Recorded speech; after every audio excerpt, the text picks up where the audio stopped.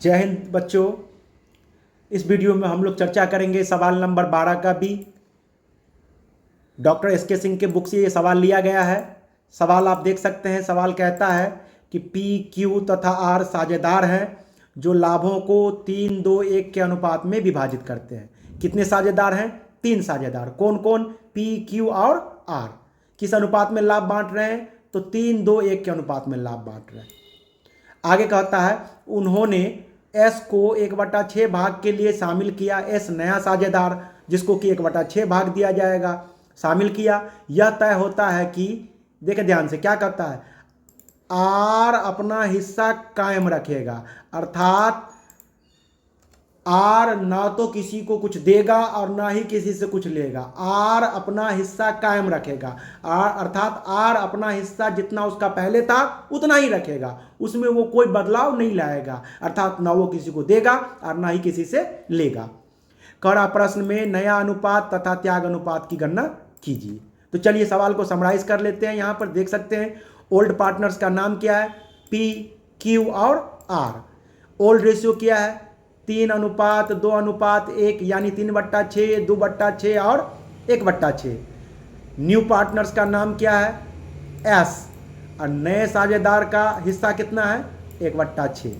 ठीक है। तो चूंकि प्रश्न में कह दिया गया कि आर अपना हिस्सा कायम रखेगा, आर ना तो किसी को कुछ देगा और ना ही किसी से कुछ लेगा, तो इस एस को जो ये 1/6 हिस्सा दिया जाएगा वो देगा कौन?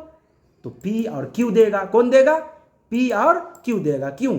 क्योंकि नए साझेदार को पुराने साझेदारों से हिस्से की प्राप्ति होती है। तो पुराने साझेदारों में से आर ने तो पहले ही सरेंडर कर दिया कि भाई हम कुछ देंगे नहीं, तो कौन देगा? मतलब पी और क्यू देगा। तो पी और क्यू देगा। अब सवाल उठता है कि पी क्या देगा, आर क्या देगा, सॉरी क्यू क्या देगा, पी और क्यू क्या देगा। तो चलिए पुराना अनुपात क्या इन लोगों का? 3-2-1। 3 हो गया पी का, 2 हो गया क्यू का, 1 हो गया आर का। तो अब 1 को छोड़ देते हैं। पी क्यू का क्या होता है? 3:2। क्या होता है? 3:2। अर्थात पी और क्यू 3 और 2 के अनुपात में एस को हिस्सा देगा। ठीक है। तो चलिए पी द्वारा और क्यू के द्वारा एस के लिए किस रेशियो में त्याग किया जाएगा? 3:2 में त्याग किया जाएगा। तो एक हिसाब से यह देखा जाए तो त्याग अनुपात ही है। चलिए आगे बढ़ते हैं। तो यहां देखें सवाल का पहले हम लोग निकालते हैं new ratio, calculation of new ratio. New ratio में देखते हैं पी का अपना हिस्सा पहले से कितना था? पुराना अनुपात 3/6। और पी अपने हिस्से में से एस को क्या दे रहा है? तो 1/6 का 3/5। कितना? 1/6 चाहिए ना एस को, तो कौन देगा? वो पी देगा और क्यू देगा। तो किस अनुपात में देगा? 3 और 2 के अनुपात में देगा। ये 3 और 2 कहां से आया? यहां 3 यहां से लिया गया और 2 यहां से लिया गया। 3 और 2, क्योंकि आर कुछ नहीं देगा। तो 1/6 का 3/5 पी में से घटा देंगे, पी के ओल्ड रेशियो में से घटा देंगे।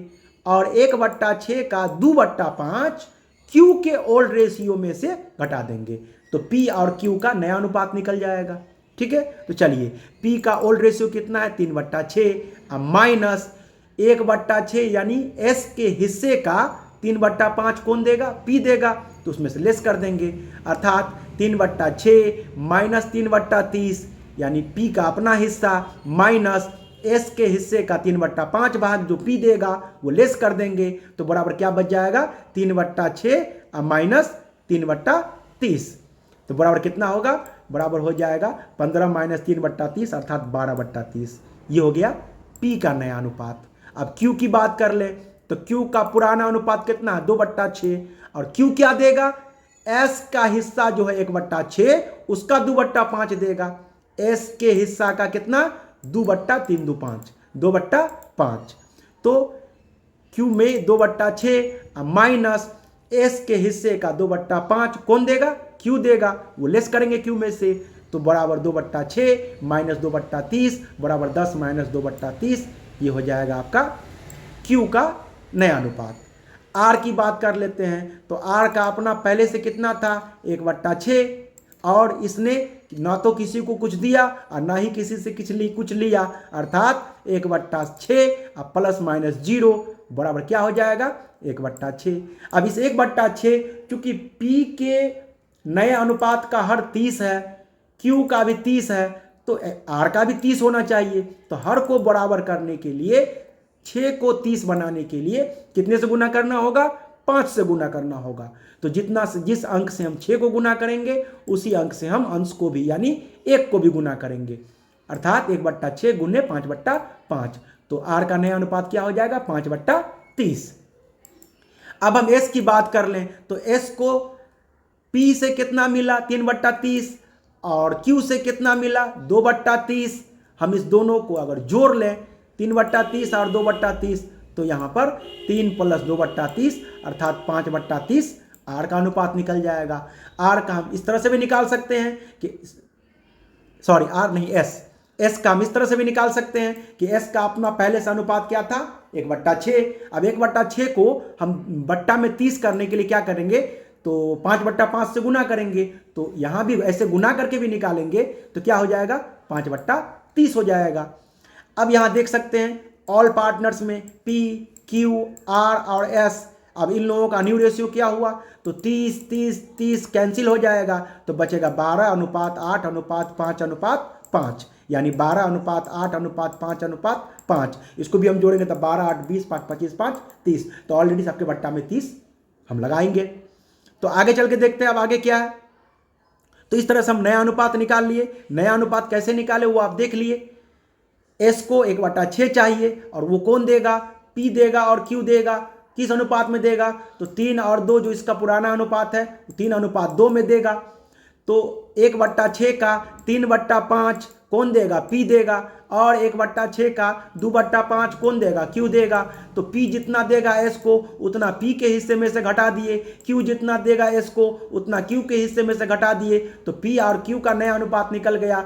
R का हिस्सा जो है वही रह जाएगा, केवल उसके हर को बराबर करने के लिए हम 1/6 को 5/5 से गुना करके निकाल लिए और S को P और Q से जो मिला है 3/30 और 2/30 वो जोड़ करके निकाल दिए, या S का भी 1/6 यहाँ दिया गया है, इसके हर को भी बराबर करेंगे तो 5/5 से गुना करेंगे तो 5/30 ही होगा। इस तरीके से all partners P, Q, R, S का न्यू रेशियो आपको निकल जाएगा।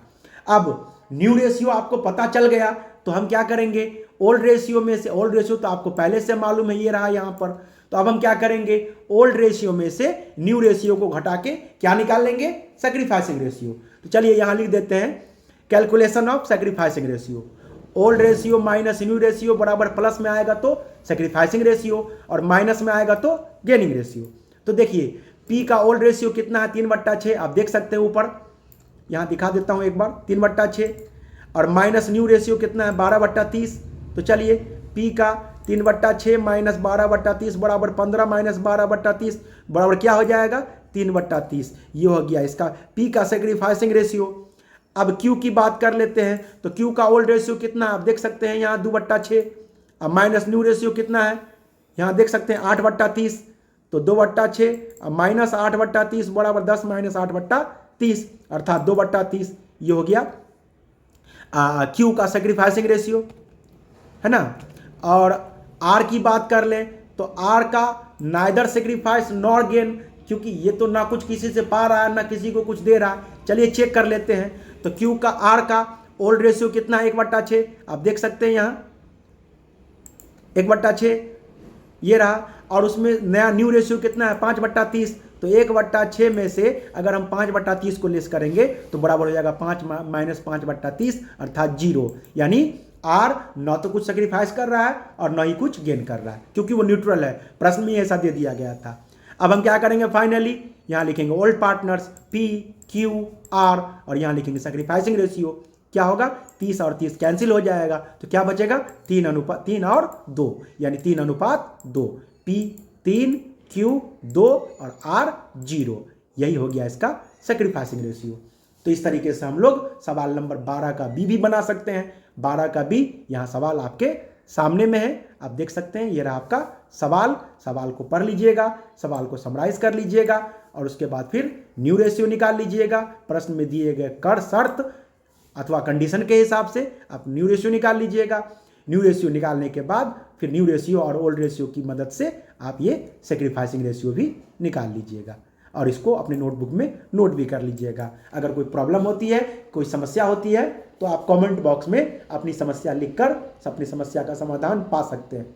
ठीक है, अब अगले प्रश्न पर हम अगले वीडियो में चर्चा करेंगे। तब तक के लिए विदा लेते हैं। जय हिंद, जय भारत।